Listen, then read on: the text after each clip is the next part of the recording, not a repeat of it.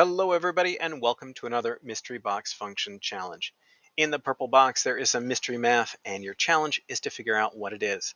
Because this is a Friday, that math is going to be particularly challenging.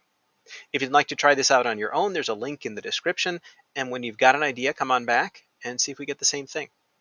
All right, let's start with a 0. Okay, 0 gives us 1. How about a 1? Oh, that's interesting. How about a 2?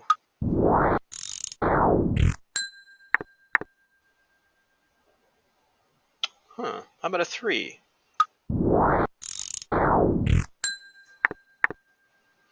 So what I'm noticing is we're getting these non-repeating decimals. That 1.4142 looks pretty familiar. It looks like the square root of 2. Let's is this like an upside down square root function? Let's put in a few more values. How about a 4? And a 4 gives us 4. Let's go further out. How about a 9? Oh wow, so 9 gives us 22. Let's back it up a little. How about 5? Yeah, it looks like the curve is accelerating.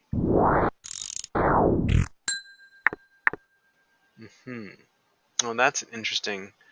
So I think the points where we're getting whole numbers are going to be helpful to us. Let's look in the negatives now.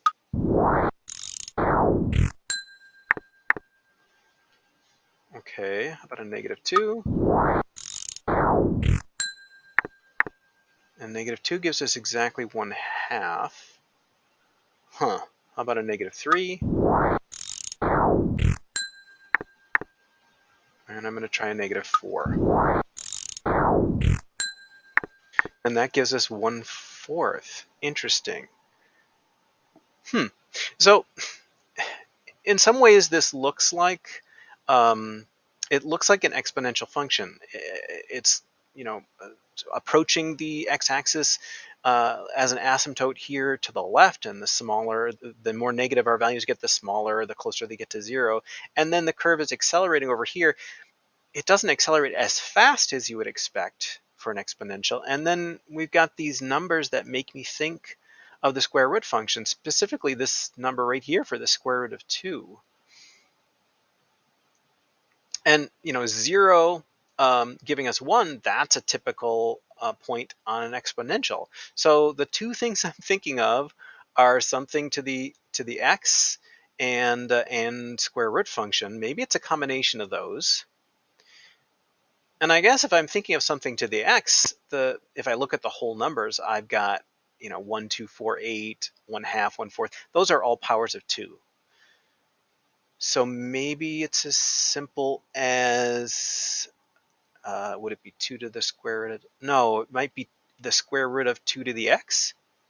Let's think about that one and see if it works. If we put in a 0, the square root of 2 to the 0, well, anything to the 0 power is 1, and the square root of 1 is just 1. So that fits there.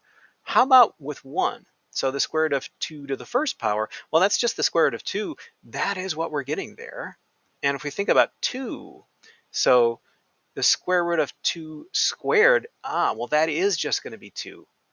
Let's jump ahead to 6 and see if it's still working there. So the square root of 2 to the 6th power. So let's see, 2 to the 6th power. I know 2 to the 5th power is 32, so multiply that by 2, we get 64. So this would be the square root of 64. And that is indeed 8. Okay, so I think we might have lucked into this.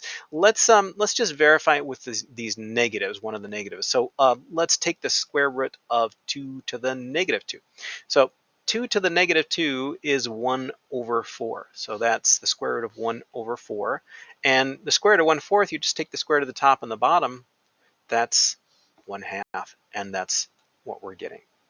Well, I think we've got this. I think this is the square root of 2 to the x. Let's go ahead and take a look at that. Yeah, awesome. There's probably another way you could write that. What would that be?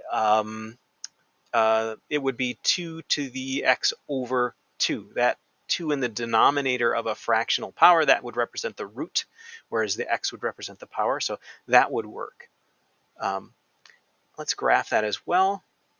Whoops. And there it is. So it looks a lot like an exponential curve, just a lot more shallow because we're taking the square root of things after we exponentiate them. Well, how did that go for you? I think that was a pretty tough one. Let me know. Thanks, everybody.